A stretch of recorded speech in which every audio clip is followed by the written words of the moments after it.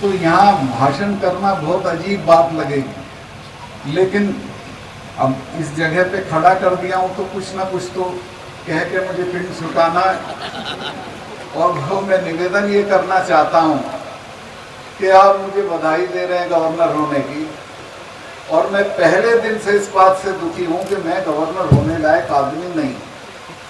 और उसकी वजह ये है कि गवर्नर को चुप रहना पड़ता है, गवर्नर को सिर्फ दस्तखत करने पड़ते हैं, गवर्नर को आराम करना पड़ता है, गवर्नर को कोई काम नहीं करना पड़ता, किसी बात पे बोलना नहीं पड़ता। और मेरी आदत है कि मैं कोई बात अगर हो रही है तो उस पर जरूर बोलूँगा, और उससे मुझे बहुत दिक्कत पेश आती है। जैसे अभी किसानों के मामले पे जब मैंने देखा क्या क्या हो रहा है तो मैं रुक नहीं सका, मैं बोला। और मैंने माननीय प्रधानमंत्री और गृह मंत्री दोनों को कहा, मगर दो मेरी प्रार्थना है। एक तो इनको दिल्ली से खाली हाथ मत भेजना, क्योंकि ये 300 साल तक याद रखते हैं सरदार लोग। दूसरे, इनके ऊपर बल प्रयोग मत करना। जिस दिन टिकैत की गिरफ्तारी का शोर मचा हुआ था तब भी 11 बजे मैंने इंटरवीन करके उसको रुकवाया, मगर यही मत करना।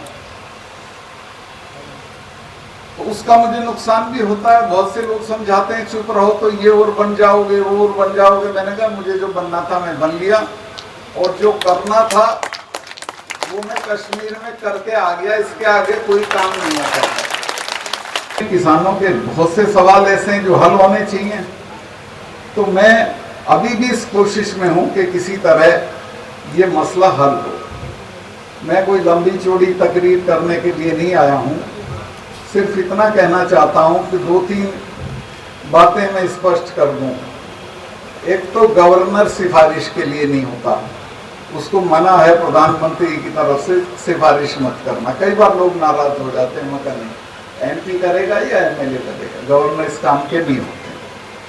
दूसरे, अगर बन गया है तो उसे कुछ छाप छोड़नी चाहिए, कोई कुछ ना कुछ ऐसा करना चाहिए कि लोग ये याद रखें कि गवर्नर बना था तो इसने ये किया। मैं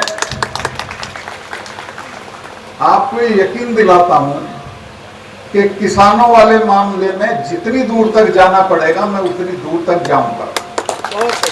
जो कर सकता हूं वो करूंगा।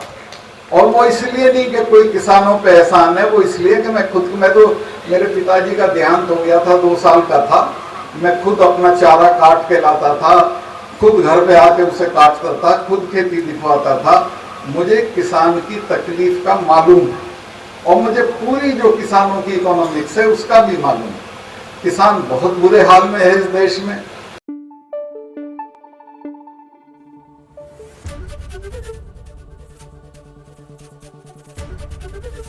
एबीपी गंगा, खबर आपकी, जुबान आपकी।